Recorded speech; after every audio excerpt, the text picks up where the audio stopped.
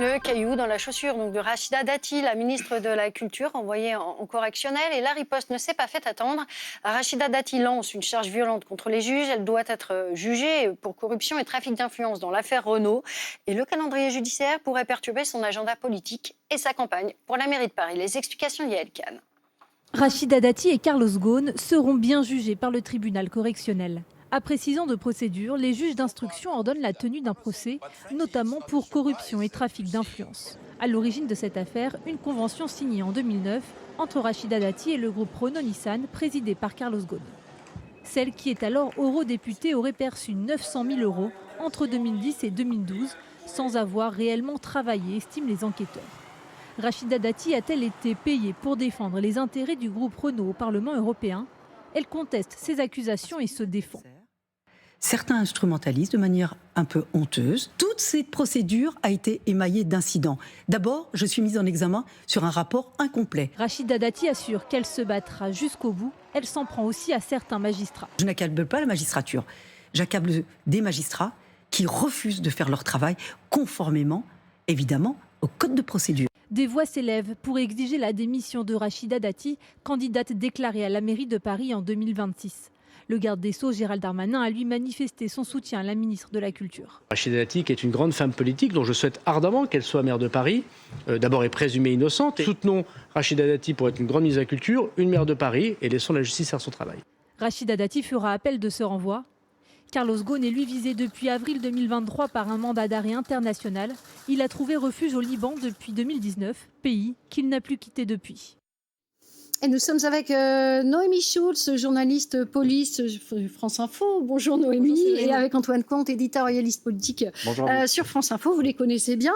On va approfondir un petit peu ce sujet Rachida Dati, la réaction de Rachida Dati, la contre-attaque par rapport à son renvoi en correctionnel. Mais d'abord, sur le fond du dossier, Noémie, que lui reprochent exactement les juges à Rachida Dati? Alors c'est une affaire qui remonte au début des années 2010. La justice se demande si Rachida Dati a pu toucher en toute opacité, selon le parquet national financier, 900 000 euros de la part d'une filiale de Renault-Nissan pour des prestations de conseil qu'elle aurait délivrées en tant qu'avocate, mais sans avoir réellement travaillé pour cette filiale. Les magistrats, en fait, doutent de la réalité des travaux effectués par Rachida Dati pour le groupe automobile. Ils ont trouvé notamment très peu de preuves matérielles de ces prestations présumées. Il y a eu des témoignages de personnes qui disent qu'elle avait effectivement travaillé, mais ces personnes-là avaient intérêt à le dire. Voilà ce que notent les magistrats. Et puis, plus grave encore, Rachida Dati, à l'époque, était députée européenne. Les juges se posent donc également la question de savoir si cette fameuse convention d'honoraires signée entre Rachida Dati et la filiale de Renault-Nissan, avec Carlos Ghosn, a pu servir à masquer une activité de lobbying au Parlement européen. En clair, si elle n'était pas plutôt rémunérée, si ces 900 000 euros n'étaient pas plutôt pour la payer en échange de lobbying au sein du Parlement européen, ce qui est interdit à tout élu, en cause notamment 2 questions écrites qu'elle a posées, des questions en lien avec la filière automobile que Rachida Dati a posées au Parlement. Les juges la soupçonnent d'avoir promu les intérêts de Renault. Et dans son réquisitoire définitif, le parquet national financier a notamment écrit que des éléments de l'enquête établissent que Madame Dati a participé à des votes au Parlement dont les choix, s'ils étaient peut-être conformes à la position du Parti populaire européen auquel elle appartenait, ont été dictés non par sa conscience de députée, mais par le souci de donner des gages à la société qui l'avait mandatée pour défendre ses intérêts privés. Alors les juges soupçonnent un pacte de corruption, on l'a compris. Alors est-ce qu'on ne connaît pas, mais est-ce qu'on a une idée de la date à laquelle pourrait se tenir ce procès? Alors, ce qu'on sait, c'est que donc Rachida Dati, depuis le début de cette affaire, l'information judiciaire a été ouverte en juin 2019. Ça fait plus de 6 ans, en juillet. Pourquoi? Notamment parce qu'elle a tenté tous les recours possibles, les recours en nullité, devant la chambre de l'instruction pour... Ce qu'on appelle des manœuvres dilatoires, en fait. En tout pour cas, gagner du temps. Ça a fait perdre beaucoup de temps, effectivement, à la justice. Après, c'est son droit, c'est l'exercice des droits de la défense. Et là, encore maintenant, elle annonce qu'elle va demander l'annulation de cette ordonnance de règlement de renvoi devant le tribunal correctionnel. Mais à ce stade, rien ne faisait plus obstacle à ce que les juges d'instruction la renvoient devant la justice. Et donc, elle est convoquée. Enfin, il y a une première audience technique, une audience de mise en état qui aura lieu le 29 septembre prochain au tribunal judiciaire à Paris. On ne va pas aborder le fond de l'affaire, mais sans doute mais ce jour-là sera fixée la date de son procès qui pourrait intervenir, selon nos informations, soit avant les municipales, soit après, mais en tout cas dans un délai de quelques mois après cette première audience. Et ça nous fait notre transition. Antoine Comte, la date de ce procès, avant ou après les municipales, c'est important, le calendrier judiciaire.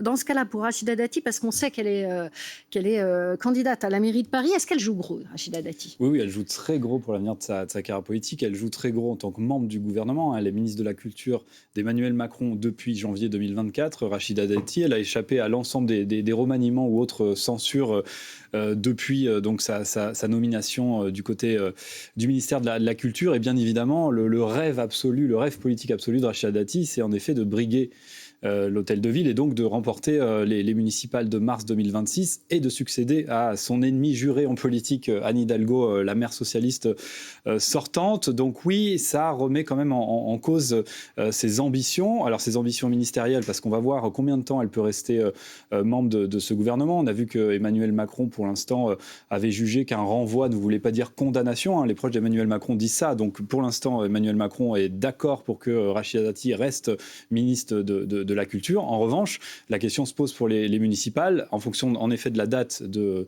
ce procès. S'il a lieu avant, ça sera extrêmement compliqué pour elle de se représenter. S'il a lieu après le scrutin de mars 2026, ça sera un petit peu plus simple, mais on commence à entendre quand même des voix s'élever. Je rappelle que Rachida Dati aimerait une liste d'union derrière elle, avec en effet les LR, mais aussi les macronistes. Et vous avez aujourd'hui les macronistes qui ne sont pas vraiment satisfaits de ce qui se passe autour de Rachida Dati. Donc ça se trouve, cette union possible à la candidature pour les municipales va voler en éclats. Donc il y a aussi ça qui se pose pour Rachida Dati. C'est la raison pour laquelle elle est d'ailleurs candidate, en tout cas c'est pas officiel, mais elle devrait être candidate, j'emploie un prudent conditionnel, à cette législative partielle. À laquelle Michel Barnier... Absolument, l'ancien Premier ministre s'est déclaré déjà candidat. C'est dans la 2e circonscription de Paris. Cette législative partielle a lieu en septembre, donc ça sera avant le procès dans tous les cas. Et ça lui permettrait, si elle venait notamment à quitter le gouvernement et le ministère de la Culture, d'avoir à la fois un ancrage local en tant que députée, si elle est élue dans cette 2e circo à Paris,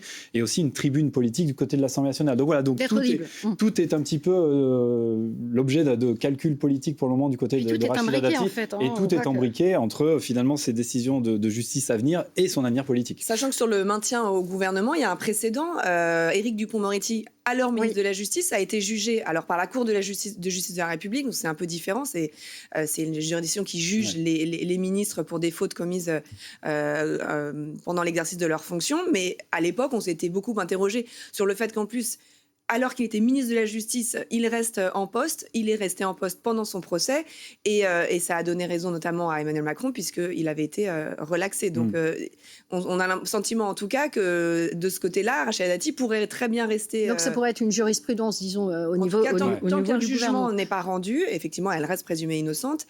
Et du côté de l'Élysée, il semblerait que ça ne pose pas de problème. En tout cas, ça n'en avait pas posé pour le ministre de la Justice. En tout cas, Emmanuel Macron, pour l'instant, lui a apporté Emmanuel Macron lui a apporté son soutien. Et puis on pourrait parler aussi de l'affaire des assistants parlementaires européens concernant aussi François Bayrou. Oui. Rappelez-vous, il avait été juste nommé ministre de la Justice en 2017 au moment de l'élection d'Emmanuel Macron à l'Élysée. Et là, par contre, François Bayrou avait quitté le ministère de la Justice au bout de quelques semaines seulement, à sa mise en examen. Voilà. Depuis, il y a de l'eau.